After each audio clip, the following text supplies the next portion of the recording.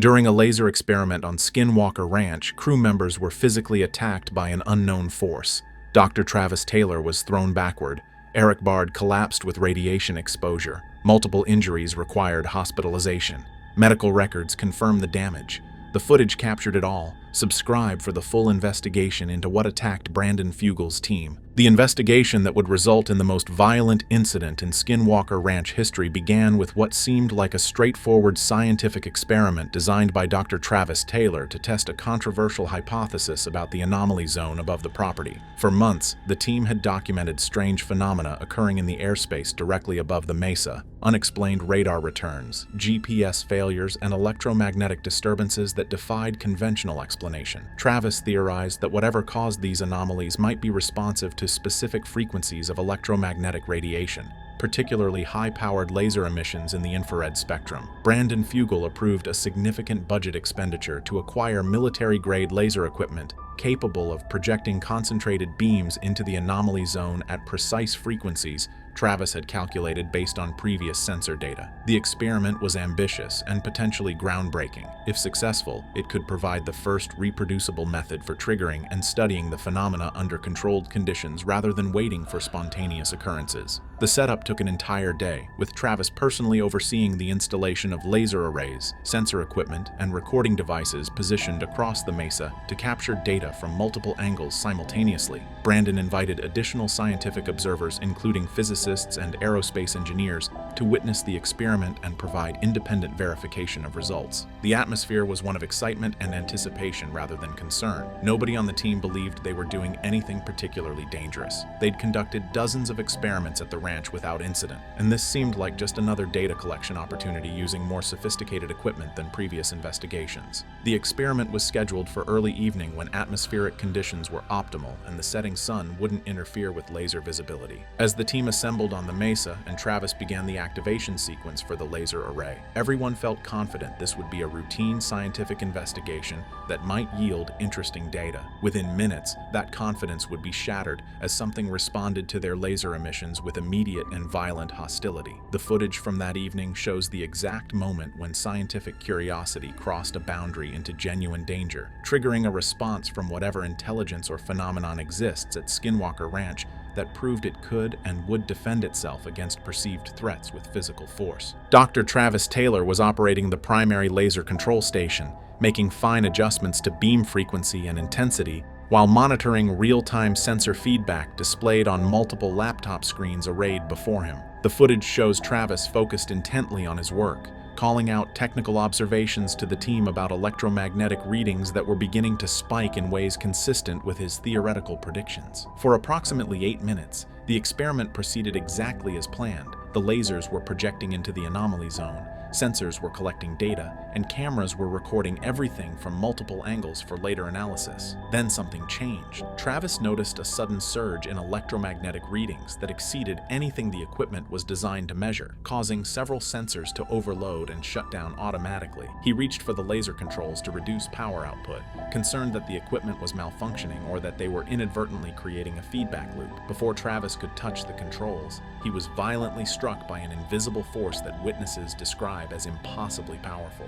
The camera footage captures the moment in disturbing clarity. Travis is standing normally one instant, then the next. He's thrown backwards several feet, as if hit by a massive unseen impact. His body leaves the ground entirely before crashing into equipment behind him with enough force to damage the metal cases and cause Travis to cry out in obvious pain. The entire incident occurs in less than 2 seconds, but the violence and power behind whatever struck him is undeniable on the footage. Team members rushed to Travis immediately, finding him dazed and struggling to breathe from what appeared to be blunt force trauma to his chest and abdomen. When they helped him to his feet and examined him, visible injuries were already forming, dark bruising across his torso in a pattern that suggested impact from a large focused force rather than falling against equipment edges. Travis insisted he hadn't tripped or lost his balance. Something had physically hit him with tremendous power from a direction where nothing visible existed on any camera angle. Brandon Fugel made the immediate decision to shut down the laser array and secure Travis' medical attention, but before the team could begin powering down equipment,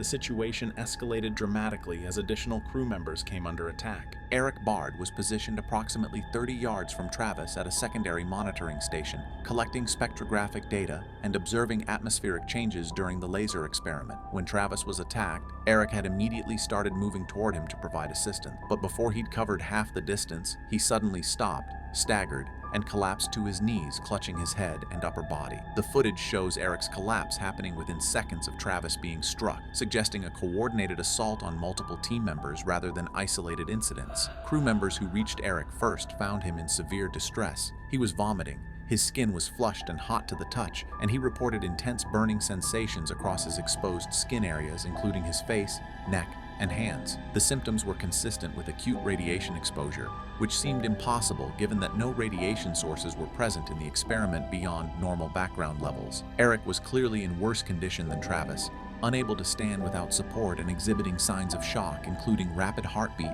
shallow breathing, and disorientation about where he was and what had happened. Brandon ordered immediate evacuation and called for emergency medical response, recognizing this had escalated beyond anything the team's first aid training could handle. While waiting for paramedics, team members noticed something disturbing. Eric's exposed skin areas were developing visible burns that appeared to be progressing in real time, starting as redness but darkening to second-degree burn appearance within minutes. Medical equipment the team had on site for monitoring crew health during investigations revealed elevated radiation readings on Eric's body and clothing that exceeded safe exposure limits. This was medically impossible. Radiation doesn't spontaneously appear on a person without a source, and there were no radioactive materials anywhere near the experiment site. When paramedics arrived and transported Eric to the hospital, emergency room physicians were baffled by his presentation. The burns, radiation readings, and systemic symptoms were consistent with significant radiation exposure, yet there was no logical source for such exposure. Eric's condition stabilized after several hours of treatment, but the medical mystery of how he'd been exposed to radiation in the middle of a Utah desert remained completely unexplained. The incident proved that whatever had attacked Travis hadn't stopped with a single victim. It had systematically targeted multiple team members with different forms of assault. Brandon Fugel stood on the mesa watching two of his team members injured and possibly dying, facing the most difficult decision of his tenure as Skinwalker Ranch owner. As a successful businessman accustomed to calculated risks and data-driven decisions, Brandon now confronted a situation where no amount of wealth, planning, or expertise could guarantee his team's safety against threats that defied scientific explanation. His first instinct was immediate evacuation, get everyone off the mesa, shut down all experiments, and regroup once injuries were assessed and medical professionals provided guidance. But the scientist part of Brandon recognized they were documenting something unprecedented. Whatever had attacked Travis and Eric had responded to their experiment in ways that proved intelligence, awareness, and capability for physical interaction with humans. This was exactly the kind of breakthrough evidence the ranch had been seeking for decades, and abandoning the investigation meant potentially losing data that could never be replicated. The ethical calculation was brutal. Continue collecting data while people were being injured, or prioritize immediate safety over scientific discovery. Brandon made calls to medical consultants describing Eric's symptoms, seeking guidance on whether they were dealing with a medical emergency requiring immediate hospital transport or something that could be managed on-site while securing equipment and data. The responses were alarming. Radiation exposure severe enough to cause visible burns and systemic symptoms required immediate professional medical intervention and potentially weeks of monitoring for delayed effects, including organ damage and immune system compromise. There was no ethical justification for keeping Eric on the mesa 1 second longer than necessary for safe transport. Travis, despite his own injuries and obvious pain, argued for continuing the experiment. He recognized the scientific importance of what they were documenting and believed they could implement safety protocols to protect remaining team members while collecting additional data. Brandon overruled him, making the definitive call to shut down all equipment and evacuate to the command center. But even that decision proved complicated when something began attacking from above, making evacuation itself dangerous. Brandon found himself coordinating a retreat under hostile conditions from an enemy he couldn't see, couldn't predict, and couldn't defend against using any conventional security measures. His background in real estate development and business management had prepared him for financial risks and complex negotiations, not tactical evacuation of personnel under assault from unexplained phenomena. As the team began shutting down equipment and preparing to evacuate the mesa, the attacks escalated in a way that suggested whatever they'd provoked was determined to prevent them from leaving, or perhaps to punish them for the laser experiment. Multiple crew members reported feeling impacts from above, not gentle touches or subjective sensations, but forceful strikes that knocked equipment from their hands and caused them to stumble or fall. The camera footage captures several incidents where objects and people appear to be struck by invisible forces from the empty sky above. One particularly dramatic sequence shows a heavy metal equipment case being lifted off the ground and thrown laterally across the mesa, traveling at least 15 feet before crashing down and breaking open. No wind, no visible force, just the case suddenly airborne and violently displaced. Physics alone made this impossible. The case weighed over 40 pounds and would require significant force applied at precise angles to achieve the trajectory captured on video. Crew members scrambled to secure equipment and themselves as the aerial assault continued. Sound equipment recorded bizarre audio during this period, deep rumbling sounds that seemed to come from directly overhead despite clear skies, high-pitched whining noises that hurt team members' ears and couldn't be isolated to any equipment source, and what several people described as a rhythmic pulsing that they felt physically in their chests, like standing near massive subwoofers at a concert. The coordinated nature of the attack suggested intelligence. Different crew members were being targeted with different types of assault simultaneously, as if something was observing their positions and choosing appropriate methods to harass or injure each person. Brandon's security personnel attempted to provide protection, but were helpless against threats they couldn't see or predict. One security officer was struck hard enough to knock his radio from his belt,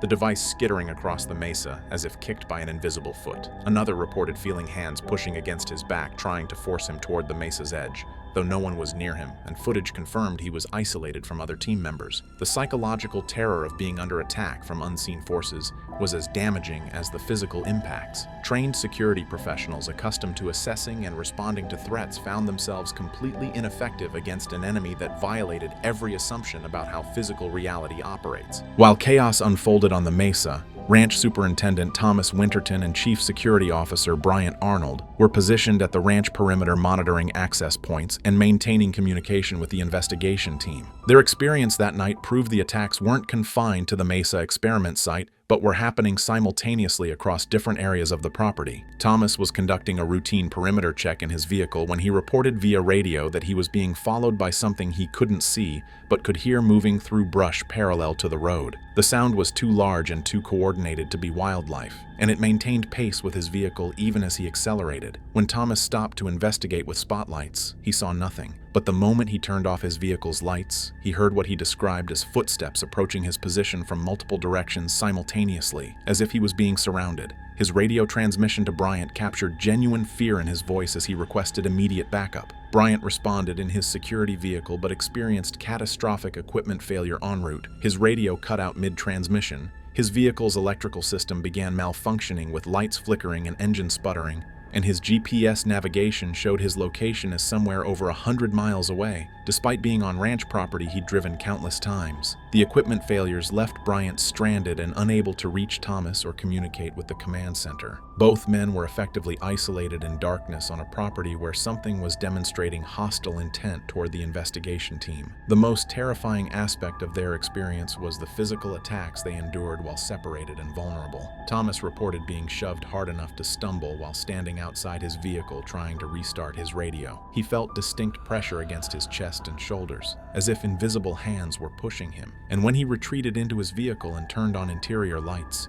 he discovered fresh scratches on his arms that were bleeding and stinging. Bryant had similar experiences. Objects in his vehicle were knocked from their positions. His rearview mirror was violently twisted sideways, and he felt repeated impacts against the vehicle's exterior as if something was striking the doors and hood with considerable force. The radio eventually came back online with Bryant and Thomas both reporting to Brandon that they were under attack and requesting permission to evacuate the property entirely. The physical evidence from the Skinwalker Ranch attacks provided undeniable proof that something had caused genuine harm to multiple team members, documented through medical records that would stand up to legal and scientific scrutiny. Eric Bard's hospital evaluation revealed radiation exposure levels that triggered mandatory reporting to federal authorities who monitor such incidents for public safety and national security purposes. His radiation readings measured at levels consistent with proximity to industrial radioactive sources or medical radiation equipment, yet no such sources existed anywhere near the ranch during the experiment. The burns on Eric's skin were classified as second-degree thermal and radiation burns, requiring specialized treatment including topical medications and monitoring for infection. Blood work showed elevated white blood cell counts and other markers consistent with the body's response to radiation damage, effects that typically take hours or days to appear but manifested in Eric within minutes of exposure. Medical professionals who treated Eric documented their findings with the caveat that the exposure source remained unknown and unexplained, unusual language in medical records that typically identify specific causes for injuries. Travis Taylor's injuries were equally well documented, though different in nature. X-rays revealed soft tissue trauma across his chest and abdomen consistent with blunt force impact from a large object striking him with significant velocity. The bruising patterns were photographed and measured, showing an impact zone approximately 12 inches in diameter, centered on his sternum and spreading across his ribs. Sports medicine specialists consulted about the injuries compared them to impacts seen in football players hit by tackles or martial artists struck during full contact sparring, the kind of damage that requires substantial force delivered by something solid. What made Travis's injuries medically puzzling was the absence of corresponding external trauma. When someone is hit hard enough to cause that level of internal bruising, there's typically skin abrasions, cuts, or surface damage from whatever struck them. Travis had none of that. His skin was intact except for the deep bruising, as if he'd been hit by something that could deliver tremendous force without surface friction or cutting edges. Thomas Winterton and Brian Arnold's scratches were examined by medical staff and photographed for documentation. The scratch patterns were analyzed and determined to be consistent with fingernail or claw marks rather than contact with equipment edges or vegetation. The injuries were fresh, appearing during the investigation period, and located on body areas that were covered by clothing when the men left the command center. Dr. Travis Taylor, despite his own injuries, immediately began analyzing the data collected during the attack, determined to find scientific explanations for what had happened to him and his team members. His preliminary analysis revealed electromagnetic anomalies that correlated precisely with the timing of each physical attack,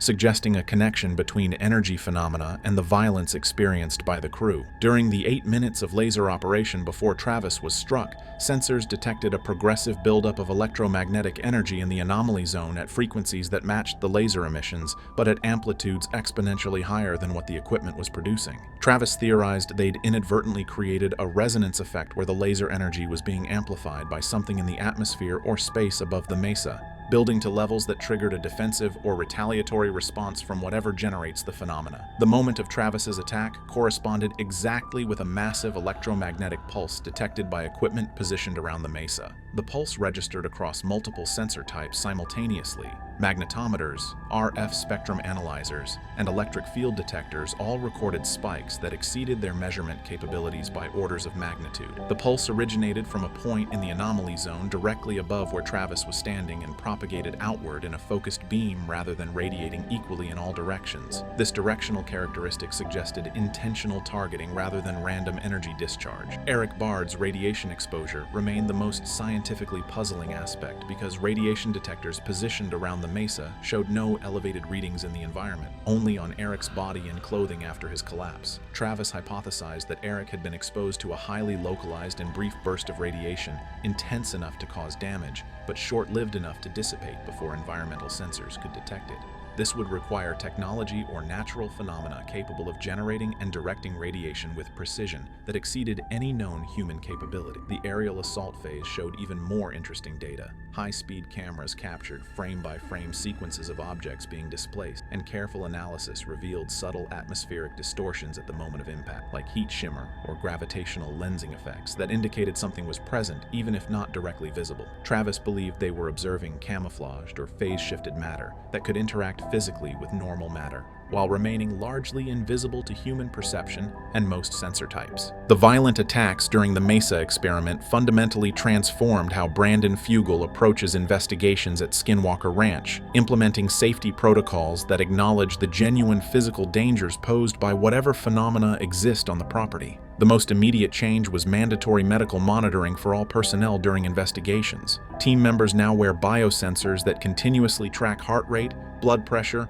body temperature, and radiation exposure, with real-time data transmitted to medical personnel stationed at the command center who can order immediate evacuation if dangerous physiological changes are detected. Brandon invested in a mobile medical unit permanently stationed at the ranch, equipped with emergency treatment capabilities and staffed by paramedics trained in radiation exposure response, trauma care, and psychological crisis intervention. The unit includes equipment to measure and document radiation levels on individuals, allowing immediate assessment of exposure risks. All investigation plans now undergo safety review by an independent committee including physicians, radiation safety experts, and security professionals who assess potential risks and recommend protective measures before experiments are approved. High-risk investigations require written, informed consent from all participants acknowledging specific dangers and agreeing they understand experiments might trigger hostile responses from unknown phenomena. Brandon also implemented tactical withdrawal protocols, predetermined evacuation routes, rally points, and communication procedures for situations where investigations need to be abandoned quickly under potentially hostile conditions. Security personnel receive training in protecting team members from threats that may not be visible or predictable using conventional security methods. The psychological impact on team members has been significant and ongoing. Travis Taylor, despite being a trained scientist comfortable with uncertainty and unexplained phenomena, admits the experience changed his perspective on Skinwalker Ranch investigations. He's more cautious now about experiments that might be perceived as aggressive or threatening by whatever intelligence or phenomenon exists at the ranch, recognizing that their laser experiment may have crossed a boundary that provoked retaliation. Some crew members requested transfers to other projects after witnessing the attacks, unwilling to continue working at a location where they might be physically harmed by forces they can't understand or defend against. Brandon has made counseling resources available to all staff and doesn't pressure anyone to participate in investigations they're uncomfortable with.